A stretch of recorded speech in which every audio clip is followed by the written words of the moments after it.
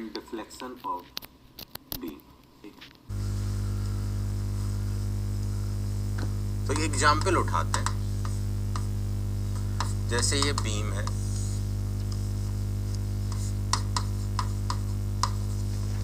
ठीक है, और इसको हमने बेंड किया, तो ये हो गई बीम आफ्टर बेंडिंग।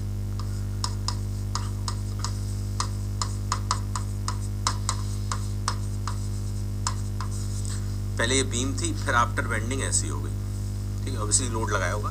अच्छा, इतनी ज्यादा नहीं झुकती है, इतना झुक जाए तो काम ही खत्म।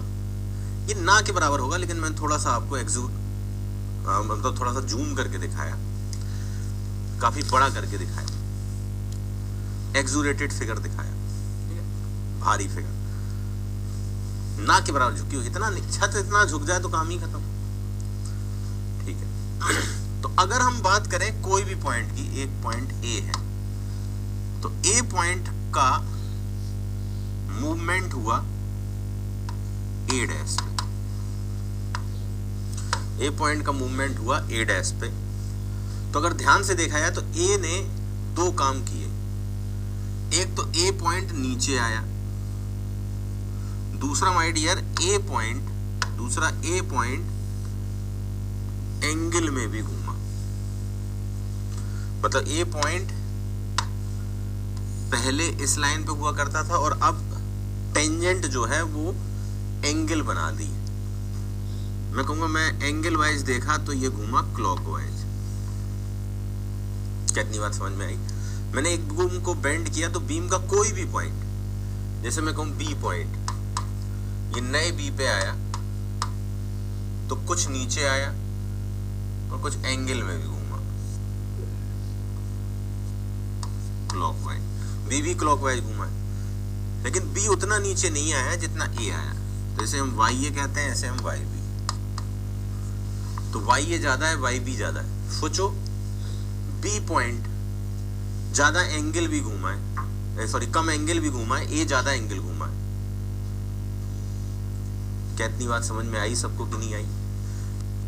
क्या मैं यही कहना चाहता हूं कि जब भी हम एक बीम को बेंड करते हैं तो उसका कोई भी पॉइंट दो तरीके के डिस्प्लेसमेंट से गुजरता है, या दो तरीके के डिस्प्लेसमेंट होते हैं। एक लीनियर मतलब ऊपर नीचे, और दूसरा angular, clock anti clock, clock anti clock. और जो लीनियर डिस्प्लेसमेंट होता है उसे कहते हैं डिफ्लेक्शन, और जो एंगुलर होता है उसे कहते हैं स्लोप। क्या इतनी बात समझ में आई? ये डायग्राम बनाओ और अब यहां पे नोट करके एक पॉइंट लिखो।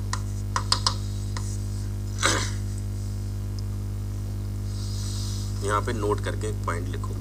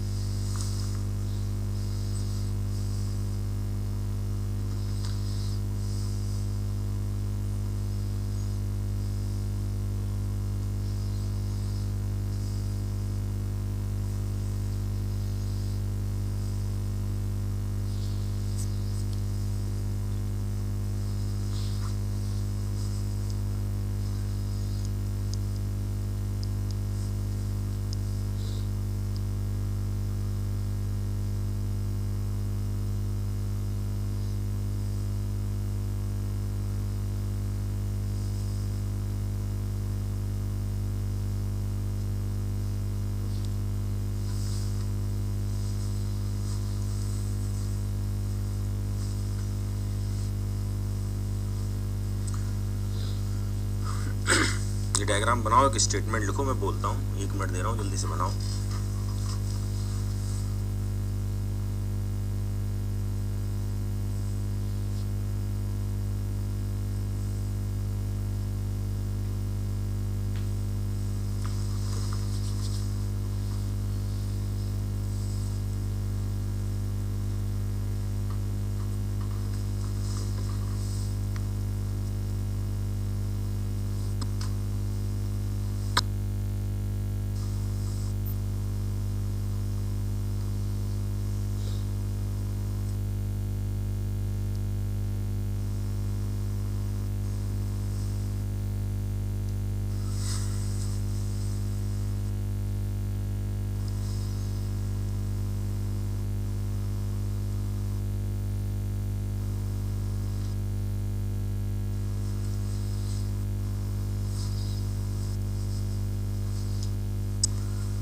any point of beam undergoes any point of beam undergoes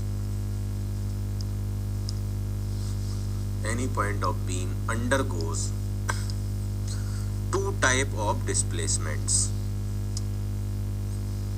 Any point of beam undergoes two type of displacements. Number one, linear displacement is known as deflection. Number one, linear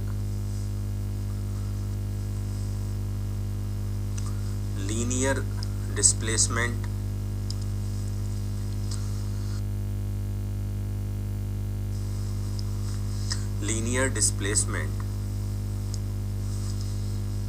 of point is known as deflection, and number two, angular displacement of point is known as slope. Angular displacement of point is known as slope.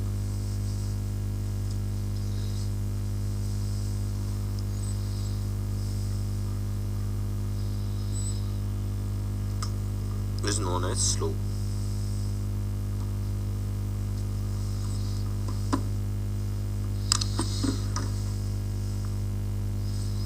Okay.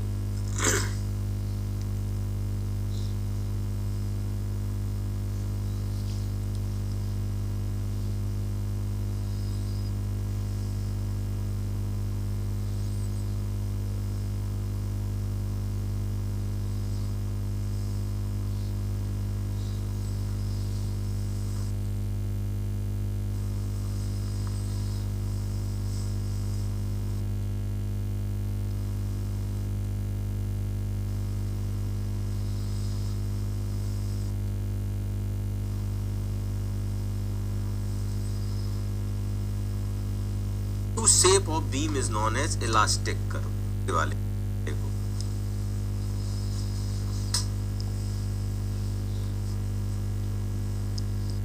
new shape of beam is known as elastic curve. New shape of beam is known as elastic curve.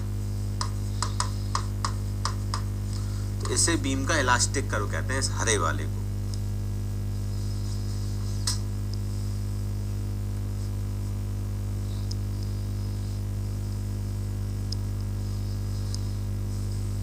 is known as elastic curve. इसको beam का elastic curve कहेंगे.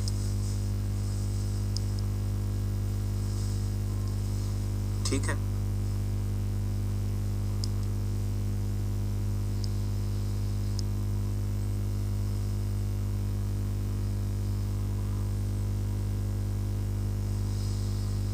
Okay, आगे आ जाओ.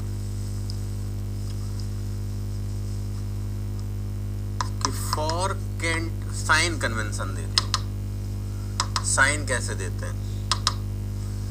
Sign, तो अगर deflection की बात करी जाए, y के साइन ये होते हैं कि अगर डाउनवर्ड है तो नेगेटिव, अपवर्ड है तो पॉजिटिव. पॉइंट ऊपर गया तो प्लस, पॉइंट नीचे आया तो माइनस. और स्लोप का साइन, स्लोप को नोट करते हैं थीटा से. थीटा अगर एंटी क्लॉकवाइज घूमा है पॉइंट तो प्लस है, क्लॉकवाइज घूमा है तो माइनस है. जैसे मैं कहूँ इस एग्जाम्पल में पॉइंट कैसे घूमा, क्लॉकवाइज, मतलब इसका थीटा माइनस, वाई भी माइनस. ठीक है. और वाइस वर्सा, अपोजिट अगर होता तो प्लस.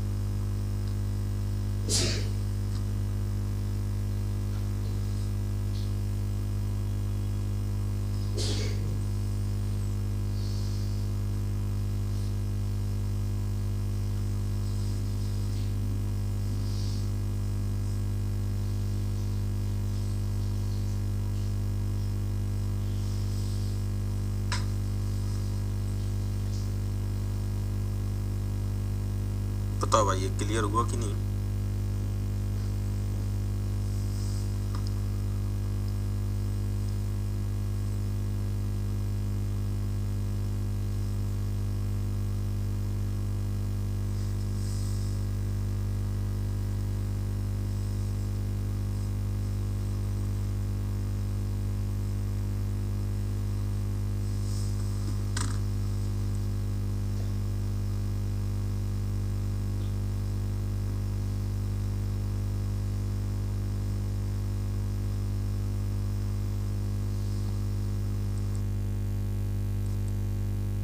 फिर अगला है कि for cantilever beam,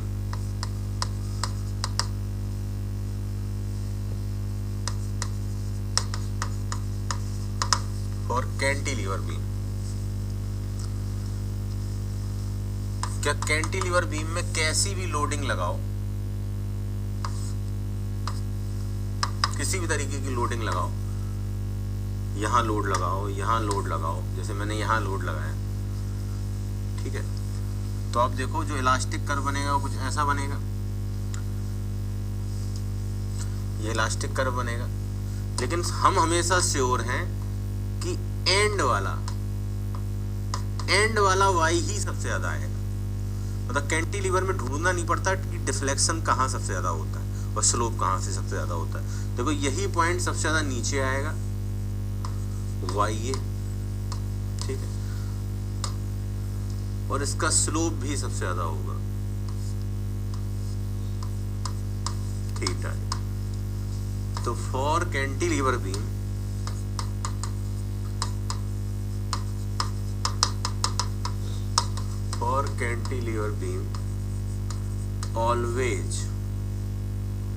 always end point या free end, always free end slope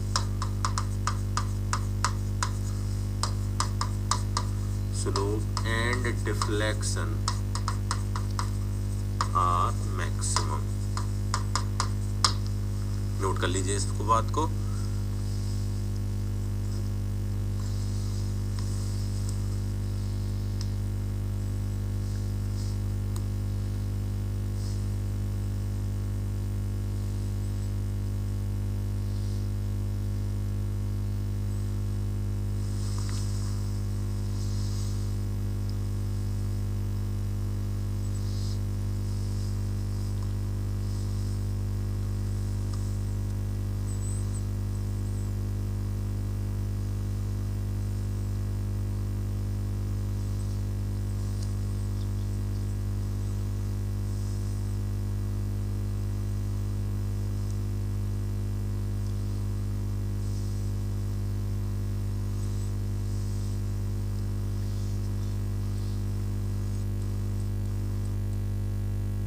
supported beam में,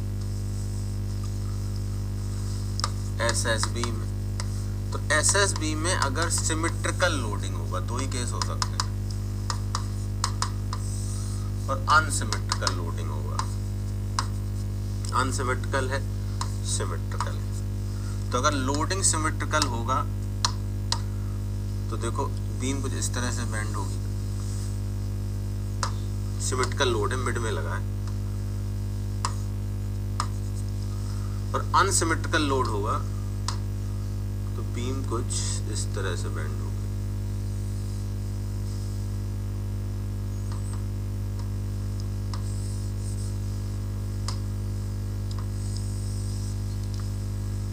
ठीक है, ओ मिड पॉइंट है, यहां भी ओ मिड पॉइंट है और लोड सी पे लगा है, symmetrical loading,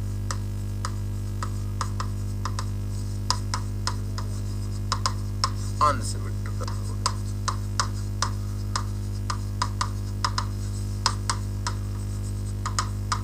symmetrical loading, unsymmetrical loading. Symmetrical जब लोडिंग होता है तो देखो, अगर मैं कहूं ओ पॉइंट का स्लोप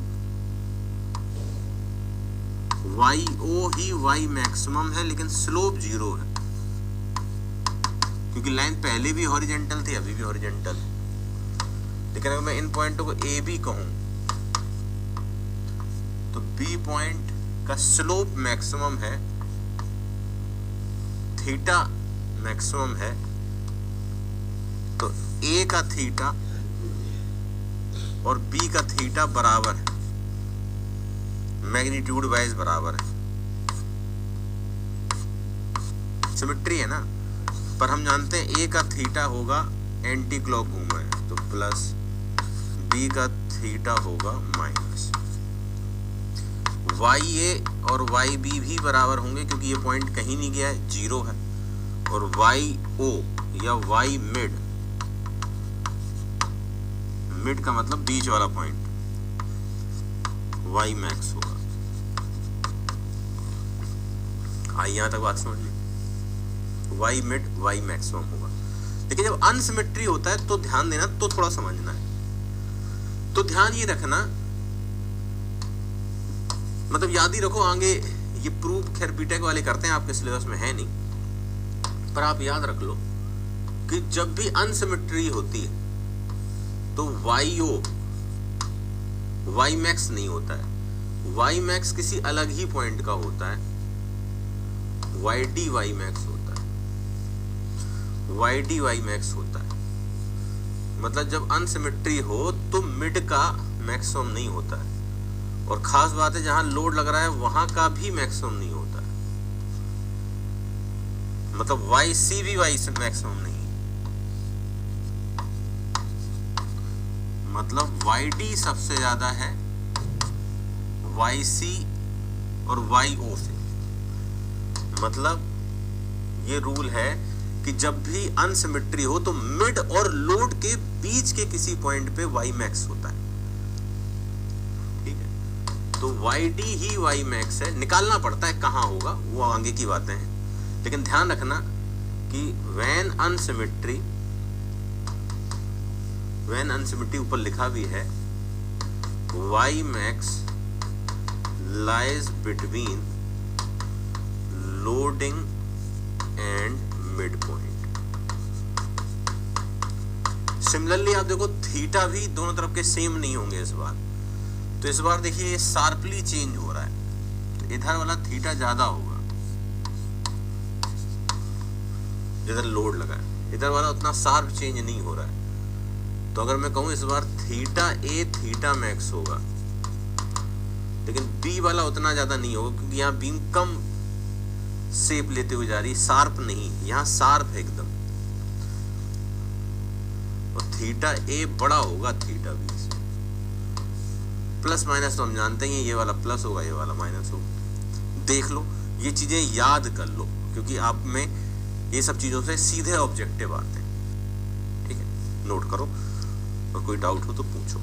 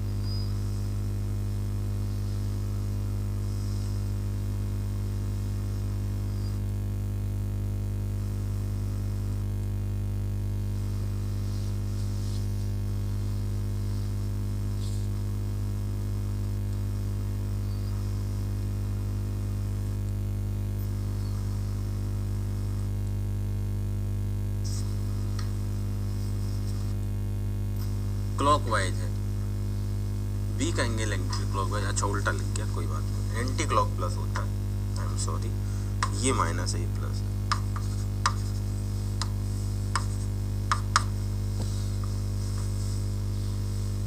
ये क्लॉक है भाई, क्लॉक, कोई बात नहीं। यहाँ भी कुछ शायद ऊपर बताया था ना, ये क्लॉक घूम रहेगा, ठीक है, सही कहा आपने।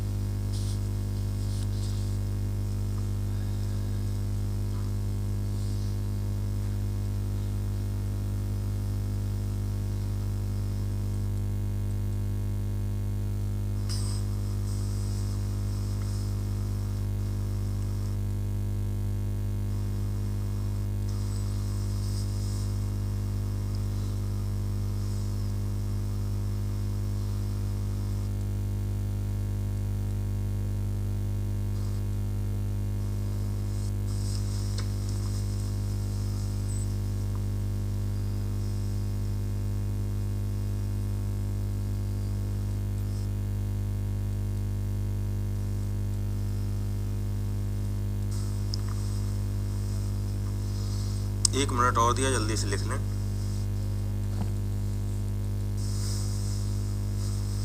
डिफ्लेक्शन तो दिख ही रहा है बेटा, नीचे गया है, आप माइनस लगा सकते हो, तो ऊपर नीचे तो दिख ही जाएगा, आसान। स्लोप में हो सकता है थोड़ी दिक्कत हो।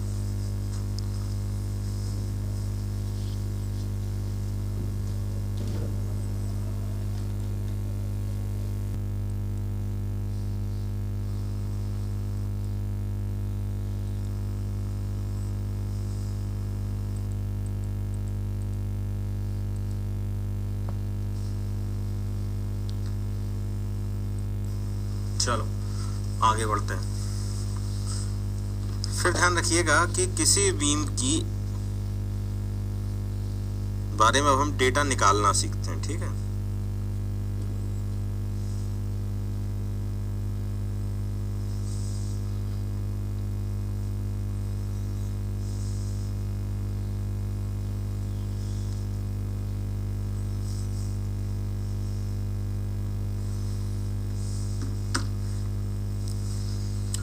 तो radius of curvature of any curve on X Y, अगर एक्स वाई में कोई कर्व बना है तो उसकी रेडियस ऑफ कर्वेचर का फॉर्मूला याद रखिएगा। Radius of curvature mathematically define होती है 1 plus dy by D X का स्क्वायर का whole power 3/2 divided by D square Y upon D X square. This is mathematical formula. और बीम भी तो एक इलास्टिक कर्व है, बीम भी तो एक इलास्टिक कर्व है, तो बीम की किसी भी जगह की रेडियस आप इस फॉर्मूले से बता सकते हो। थोड़ा बड़ा फॉर्मूला है पर ऑब्जेक्टिव में आता है भाई।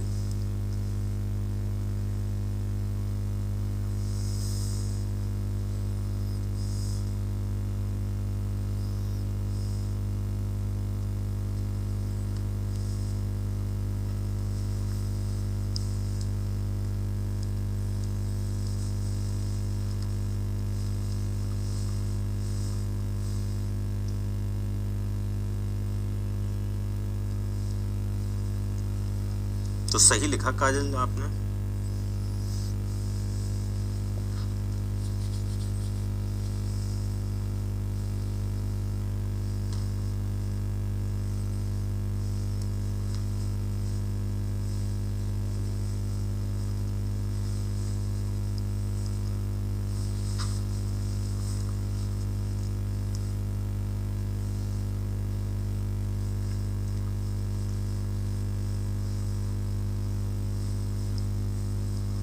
ठीक है, but dy by D x को अगर हम बात करें, dy बाई डी एक्स को अगर हम बात करें तो ये बहुत छोटा है। x के साथ y का चेंज बहुत कम होता है। बीम इतना ज़्यादा थोड़ा झुकती है, ना के बराबर झुकती है, तो ये टर्म बहुत कम होता है, उसका स्क्वायर और भी कम होगा, तो इस टर्म को हम क्या कर सकते हैं, neglected. dy by D X का होल स्क्वायर इज निगलेक्टेड, तो ऊपर वाले को 1 ही ले सकते हैं। But dy by D X is very less for beam, तो रेडियस ऑफ कर्वेचर को हम लोग 1 upon D square Y upon D X square भी लिख सकते हैं। ये एक्यूरेट है, ये अप्रोक्सीमेट है।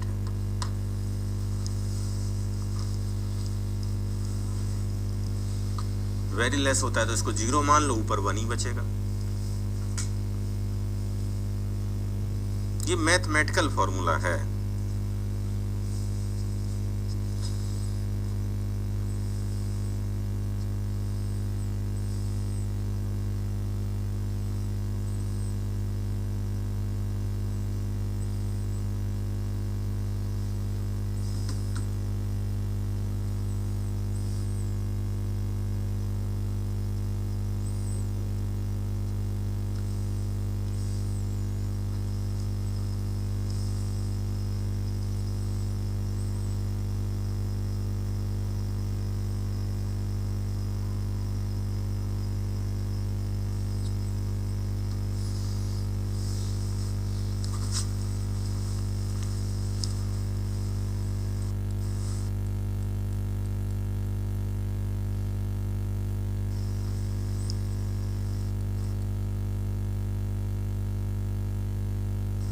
ठीक है।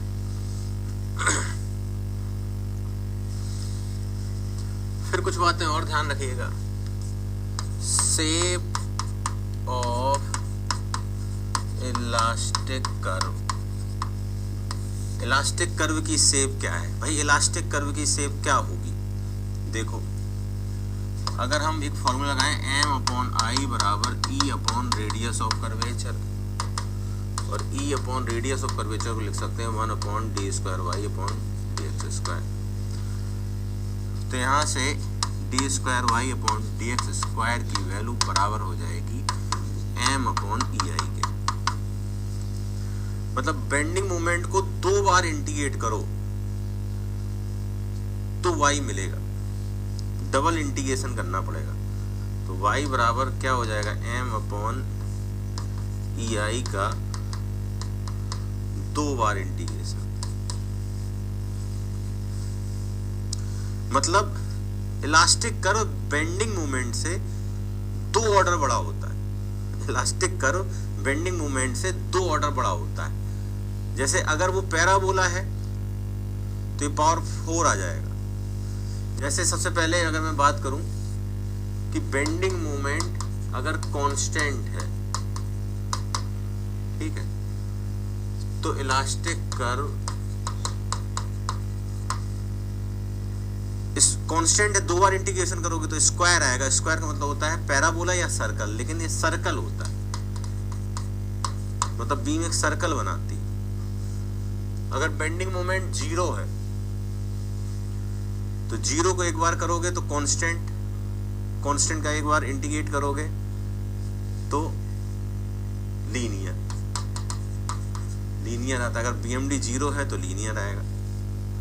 अगर ये लीनियर है तो क्यूबिकल पैराबोला आएगा। तो थोड़ा याद रखना इसके बारे में।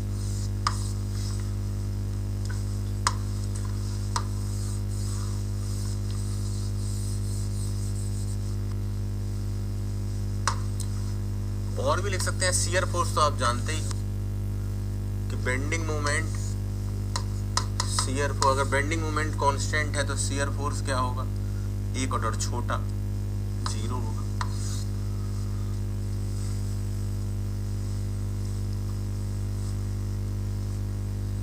अगर बेंडिंग मोमेंट 0 तो शियर फोर्स भी 0 होगा। ये लीनियर है तो शियर फोर्स कांस्टेंट होगा।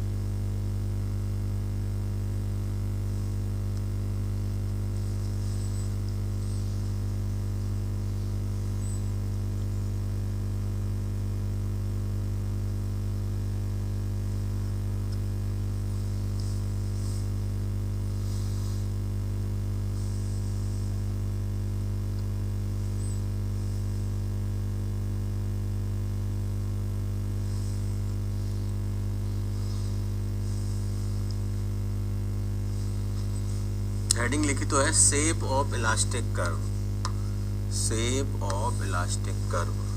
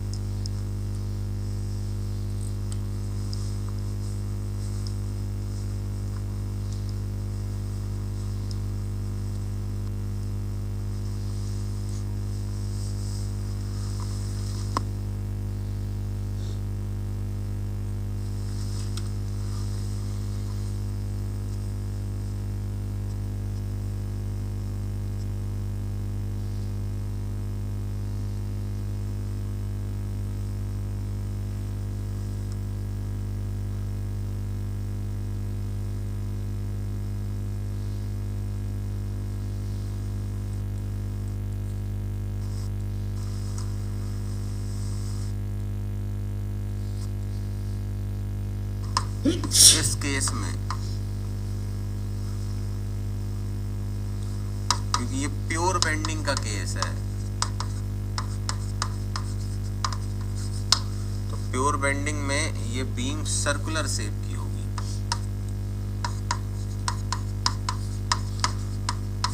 क्योंकि इस बीम का बीएमडी अगर बनाओगे तो हर जगह के लिए बीएमडी कांस्टेंट ही होगा ना यार, एम। इसका इलास्टिक कर्व सर्कुलर शेप का होगा। जैसे मैं एक और एग्जांपल देता हूं कि भाई यहां लगाऊं तो आप देखो इसका बेंडिंग मोमेंट यहां से यहां तक कांस्टेंट है, फिर 0 है,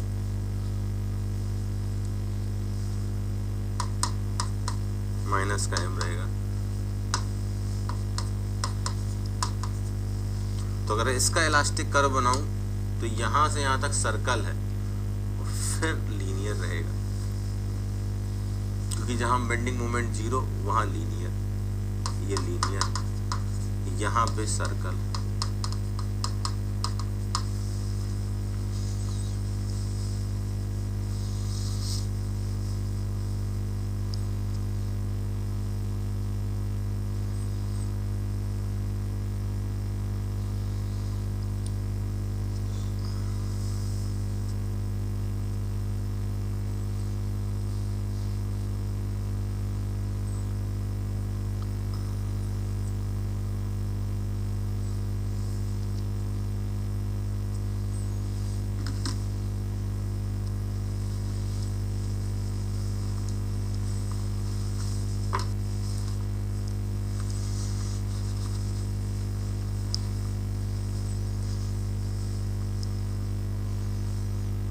बिल्कुल बिल्कुल प्रिंस, सही कह रहे हो।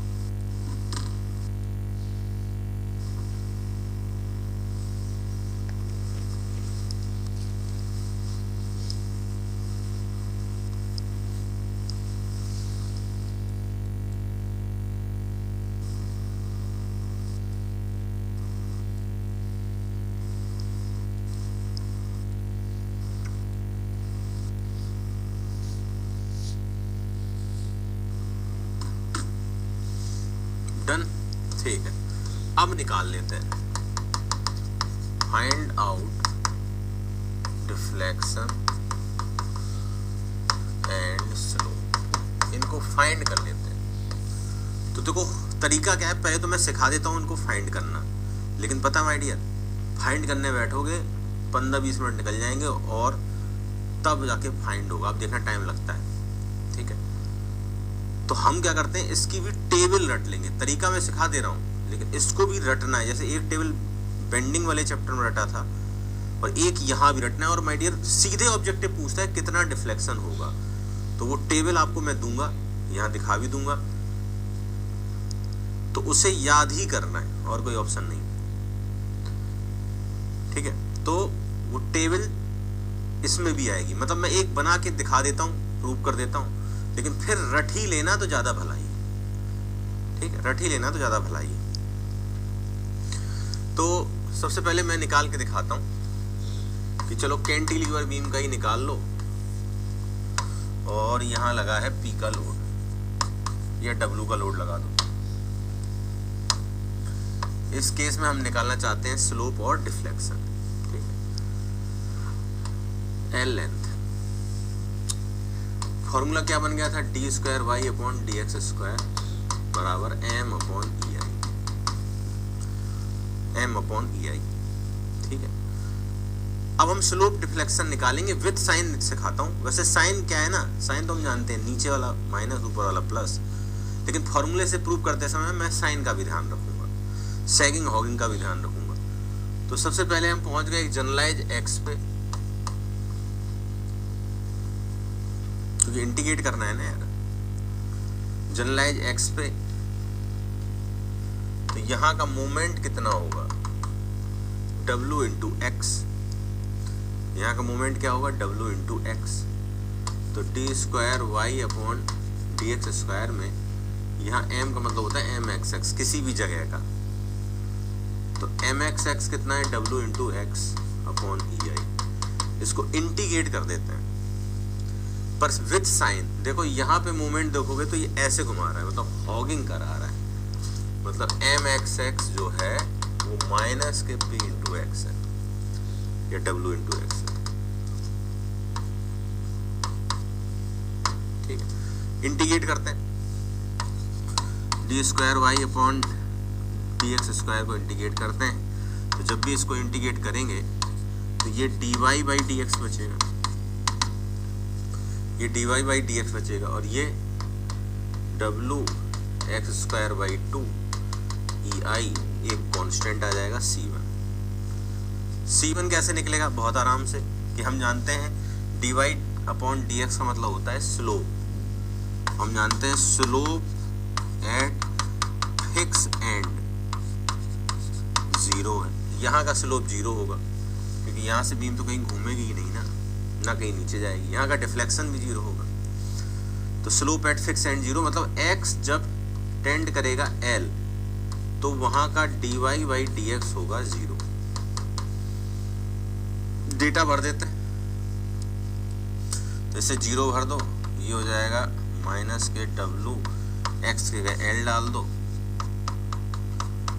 Plus C1। तो C1 आ जाएगा हमारा W L square upon 2 E आई। तो एक इक्वेशन कंप्लीट हो गई। यहाँ करता हूँ मैं ये काम कि dy by D X equal to minus के W x upon E I और प्लस के W x square upon 2 E I plus के W L square upon 2 E I. अब एक बार और इंटीग्रेट करो तो ये बन जाएगा y,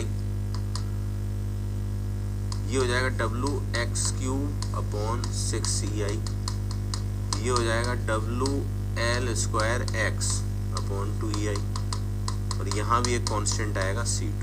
और C2 कैसे निकलेगा कि हम कहेंगे कि जब x L है तो वहाँ का डिफ्लेक्शन भी 0 है। तो x को L भर दो, 0 भर दो, तो ये हो जाएगा माइनस के W L cube upon 6 E I plus के W L cube upon 2 E I plus के C2। यहाँ से C2 बताइए जल्दी से। तो C2 बराबर मुझे मिलेगा, ये बचेगा W L क्यूब अपॉन 3 ई आई माइनस क्या आएगा, आई थिंक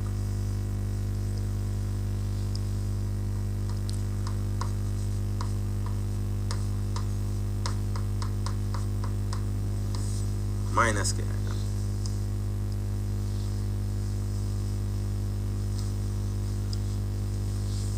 कैलकुलेशन देख लेना भाई।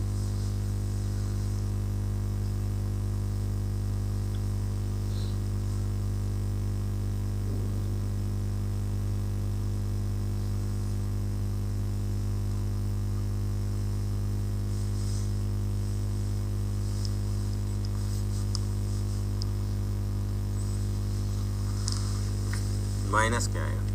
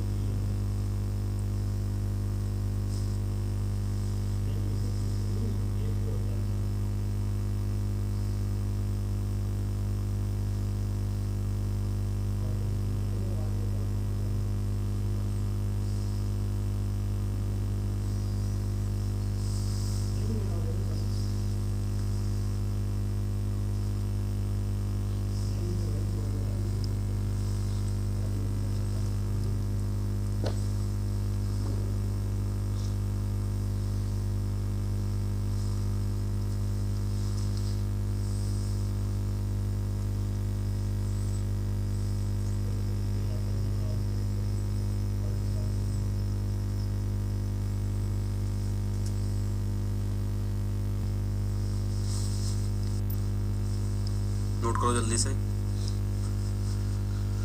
सो फाइनली हमें दोनों इक्वेशन तैयार हो गई, C2 की वैल्यू यहां भर दो। तो फाइनली हमें y बराबर मिल गया माइनस के WX³ अपॉन 6EI प्लस के WL² अपॉन 2EI माइनस के WL³ अपॉन 3EI। और तो dy अपॉन dx मतलब थीटा भी मिल गया, तो ये हो जाएगा माइनस के WX² अपॉन 2EI प्लस के WL² अपॉन 2EI।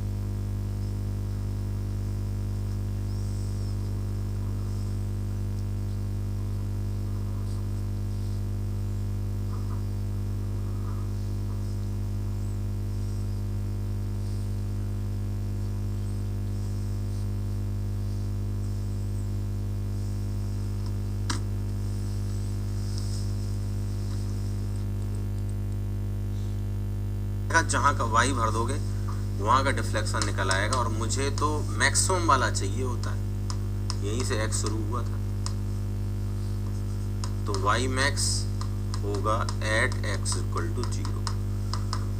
तो 0 भर दो तो यह आ जाएगा माइनस के WL³ अपॉन 3EI। तो थीटा मैक्स भी x 0 ही का होगा, यहां भर दो तो ये देखो ये आएगा प्लस के WL² अपॉन 2। अब देखो हम फॉर्मूला देख के बता सकते हैं, ये पॉइंट नीचे जाएगा और ये घूमेगा एंटी क्लॉक। तो देखो ये घूमता भी एंटी क्लॉक है, ऐसे घूमेगा। बताओ भाई, इतनी देर में अगर हम लोग करेंगे तो काम खत्म हो जाएगा ऑब्जेक्टिव का। तो हम लोग क्या है, एक टेबल रट लेते हैं और वो टेबल मैं आपको भेजता भी हूं।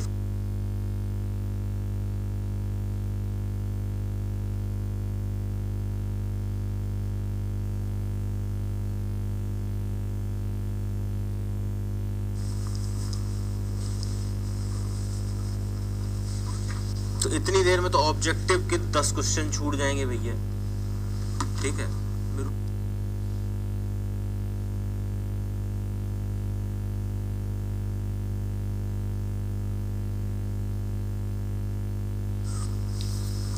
ठीक है, तो टेबल देखेंगे भाई, तो टेबल से आइडिया क्लियर होगा।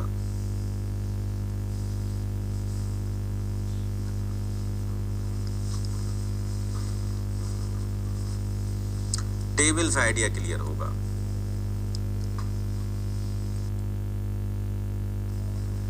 अगर ये केस है तो हमने रट लिया, इसका थीटा मैक्स होता है WL² अपॉन 2EI और y मैक्स होता है WL³ अपॉन 3EI। मैग्नीट्यूड रट लो, बाकी देख के बता ही दोगे प्लस होगा कि माइनस होगा। ये एक हो पाया, ऐसे तो पता नहीं कितनी लोडिंग होती है, तो हम कई सारी स्टैंडर्ड लोडिंग को रट लेते हैं।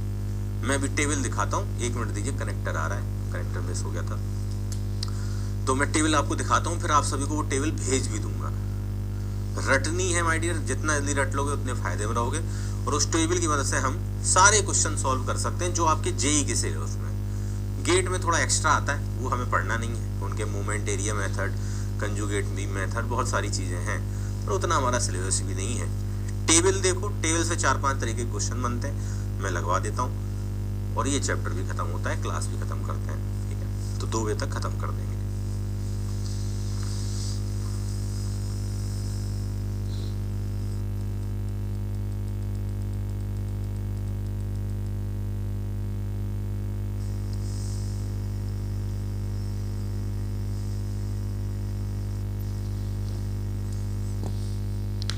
अभी देता हूँ क्या रटना है, कैसे रटना है, ठीक है।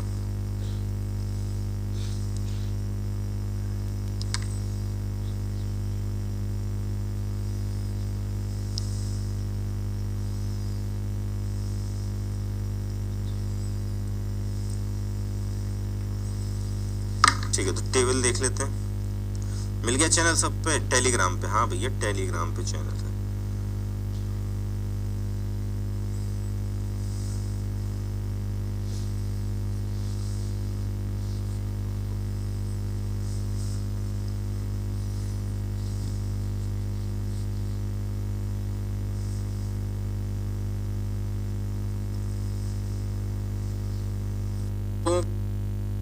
को मिल गया।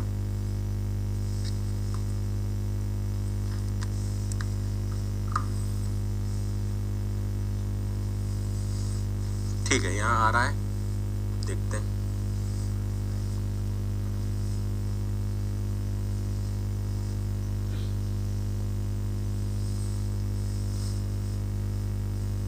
कोई स्पेस नहीं देना है, लोगों को मिल गया है भैया, 27 सब्सक्राइबर भी हो गए। ऋषिकेश तुम्हें कुछ नहीं मिलता है, सुनो।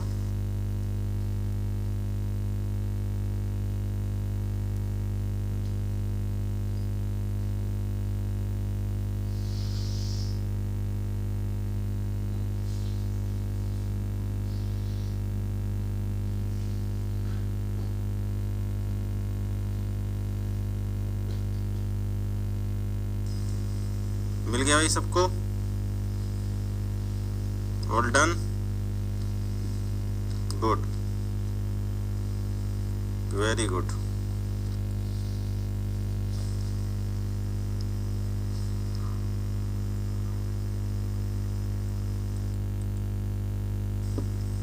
जिन्हें ये चैनल ना मिले मुझे व्हाट्सअप कर दें, ठीक है।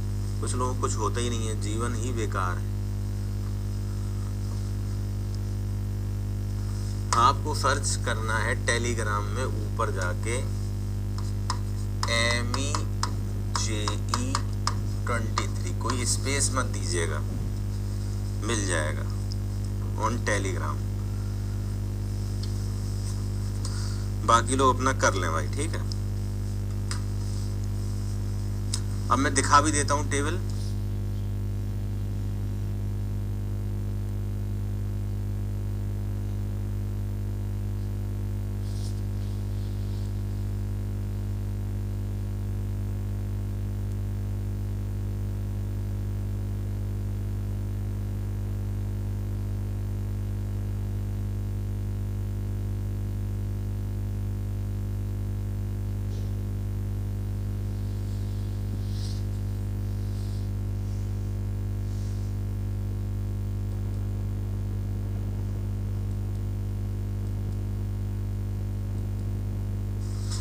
अब देख लो और बताता हूं मैं क्या क्या याद करना है, ठीक है।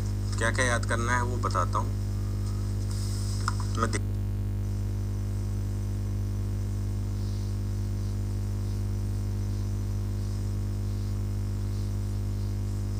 आ रहा है, देखो।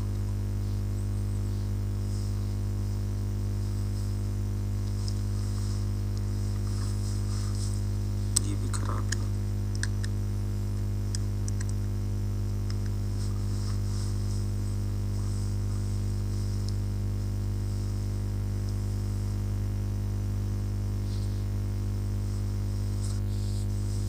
कनेक्ट ही नहीं हो पा रहा है, कोई नहीं, आपको टेबल मिल गई है, उस टेबल को देखिए, तब तक याद करिए।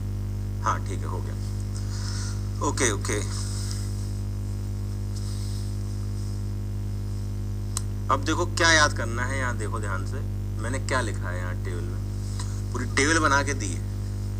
आपको ये नहीं याद रखने, ये एक्सप्रेशंस नहीं याद रखने, केवल वो याद रखना है जैसे मैंने हाईलाइट कर दिया है, ठीक है।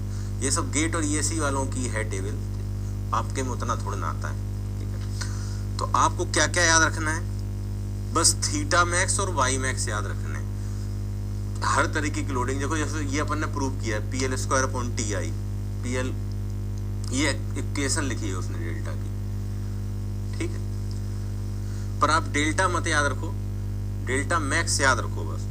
तो ये देखो पूरी टेबल में यहाँ डेल्टा मैक्स, जिनको मैंने ग्रीन से हाईलाइट किया है उसे याद रखो बस, ये और ये, बस आपके लिए इतना, ये और ये। हर एक तरीके की लोडिंग, कई सारी लोडिंग है और इसको याद करना है। देखो मैंने ढेर सारे बना दिए, कैंटिलीवर के भी, सिंपली सपोर्टेड की भी, ये सारी पूरी टेबल है आपकी, ठीक है। इस तरह की लोडिंग के लिए भी सारे आंसर लिख रखे हैं, फिक्स बीम के भी लिख रखे हैं। आपको केवल वो याद रखना है जो हाईलाइटेड है, रटना है भाई, और कोई ऑप्शन नहीं, रट लोगे तो फायदे में रहोगे, ठीक है। अब हम इस टेबल से सीधे क्वेश्चन आता है एग्जाम में, और जो नहीं आता है 2-3 क्वेश्चन मैं करवा देता हूं, ठीक है। 2-3 क्वेश्चन मैं करवा देता हूं। तो क्या टेबल में आप समझ गए क्या याद रखना है आपको? टेबल में आपको याद रखना है थीटा मैक्स और वाई मैक्स, बस, हर एक बीम का लोडिंग के साथ फॉर्मूला। तो आई होप ये चीज क्लियर हुई, यहां तक ये याद कर लोगे आप, बहुत फायदे में रहोगे। अब जैसे इस टेबल से और कैसे ट्रिकी क्वेश्चन बनते हैं देख लेते हैं। टेबल आपको याद करनी, नहीं याद करोगे आपको मार्क नहीं मिलेंगे भाई, आपकी जिम्मेदारी याद करना। आज देख के यूज कर लो, आज टेबल देख के लगा लेना। जैसे टेबल से कैसे क्वेश्चन आते हैं देखते हैं, 15 मिनट में खत्म हो जाएगा चैप्टर। टेबल से कैसे क्वेश्चन आते हैं देखते हैं। देखिए टेबल से एक तो ये क्वेश्चन आता है कि सर, बहुत फेमस क्वेश्चन, टेबल आपको याद करनी, नहीं याद करोगे आपको मार्क नहीं मिलेंगे भाई, आपकी जिम्मेदारी याद करना। आज देख के यूज कर लो, आज टेबल देख के लगा लेना। जैसे टेबल से कैसे क्वेश्चन आते हैं देखते हैं, 15 मिनट में खत्म हो जाएगा चैप्टर। टेबल से कैसे क्वेश्चन आते हैं देखते हैं। देखिए टेबल से एक तो ये क्वेश्चन आता है कि सर, बहुत फेमस क्वेश्चन है, इंपॉर्टेंट क्वेश्चन। क्वेश्चन आता है फाइंड आउट रिएक्शन एट ए। ए की रिएक्शन बताओ। डिफ्लेक्शन नहीं पूछता है क्योंकि डिफ्लेक्शन होगा ही नहीं ए पे, ए का डिफ्लेक्शन 0, पर ए की रिएक्शन बताओ, रिएक्शन कितना है। अब आप देखो ये वाला इनडिटरमिनेट बीम है,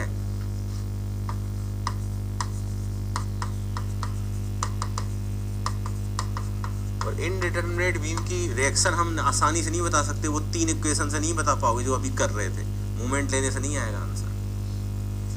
फिर कैसे करना है इस क्वेश्चन को, सुनो। अगर ध्यान से देखें हम तो इतना तो पता ही है सबको कि ये बीम है, ये लोडिंग है, और इतना तो कॉमन सेंस है कि ए की रिएक्शन ऊपर लग रही होगी। तो आर ए क्या चाहता होगा, बीम ऊपर जाए, हॉक करे, और ये क्या चाहता होगा, बीम हॉक करे। आर ए चाहता होगा बीम सेक करे, मतलब आर ए डिफ्लेक्ट करना चाहता है। अब डिफ्लेक्शन में आर ए वाला फॉर्मूला, मतलब केवल आर ए को देखो, मतलब आर ए को देखो तो आर ए केवल ये, आर ए ऐसा करना चाहता है, और चेन जो है, चेन में ये वाली लोडिंग, चेन इसको ऐसे झुकाना चाहती, तो आर ए की वजह से कितना ऊपर डिफ्लेक्शन आएगा, और डब्ल्यू की वजह से जितना नीचे डिफ्लेक्शन आएगा, और रियल में यहां कोई डिफ्लेक्शन ही नहीं आएगा। मतलब हम कह देंगे कि delta A Y A chain की वजह से और आर ए की वजह से सेम होगा। वाई ए चेन की वजह से और आर ए की वजह से सेम होगा, क्योंकि ये पॉइंट कहीं नहीं जाएगा, क्योंकि ये चेन नीचे भेजेगी, रिएक्शन ऊपर भेजेगी, वहीं का वहीं रुका है। तो हम तो ऐसे भी कह सकते हैं कि इसकी वजह से फॉर्मूला अभी प्रूव किया है हमने, R A L cube upon 3i, ये अपवर्ड होगा। और इसकी वजह से आपने प्रूव नहीं किया, लेकिन टेबल देख लो, मैं दिखा देता हूं, टेबल देख लो।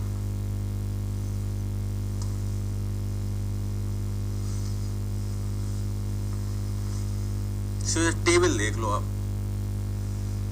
तो प्रूफ भले ही नहीं किया, लेकिन टेबल में देख लो आप। अगर आप टेबल में देखोगे तो ये आपको नजर आएगा W, देख लो अपनी टेबल देखो अच्छा जल्दी से, ये आपको दिखाई देगा WL पावर 4 अपॉन 8 ही आई। देखो ये लिखा भी है, ये देखो यही वाली UDL के लिए डिफ्लेक्शन। तो अब हम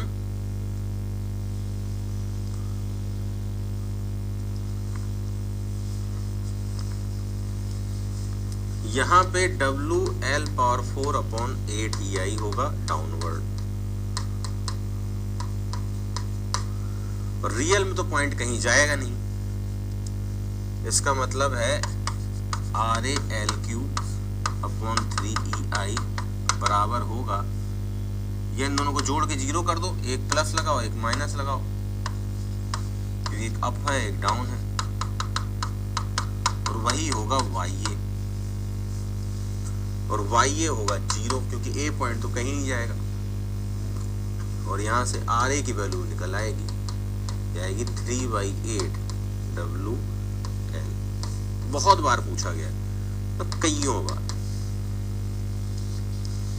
नोट कर लो, ये क्वेश्चन बहुत बार पूछा गया, कईयों बार पूछा गया और पूछे जाने लायक भी।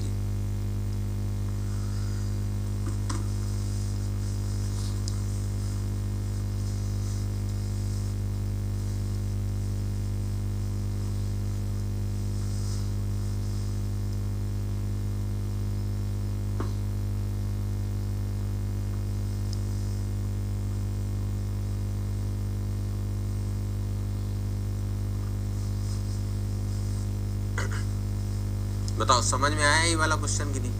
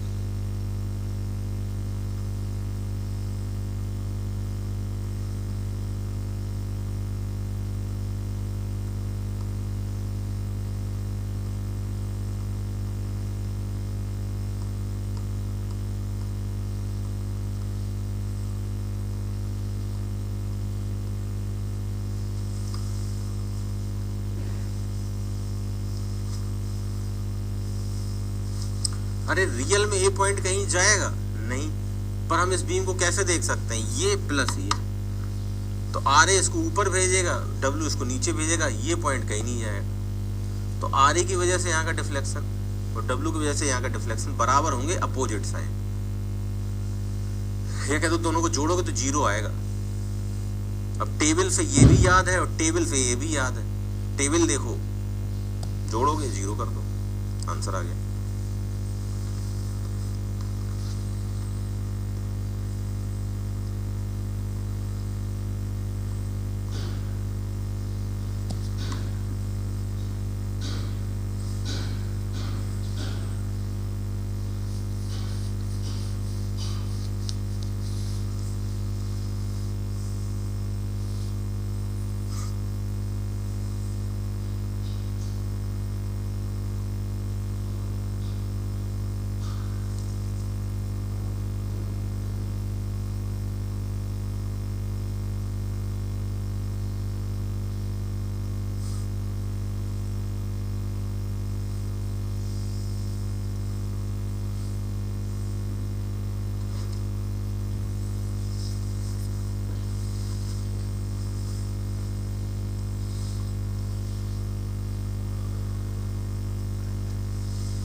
ठीक है, जैसे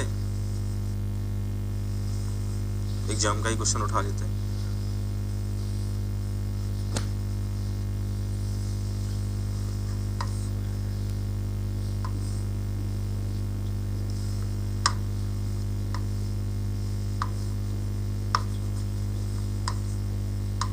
तो क्वेश्चन पूछेगा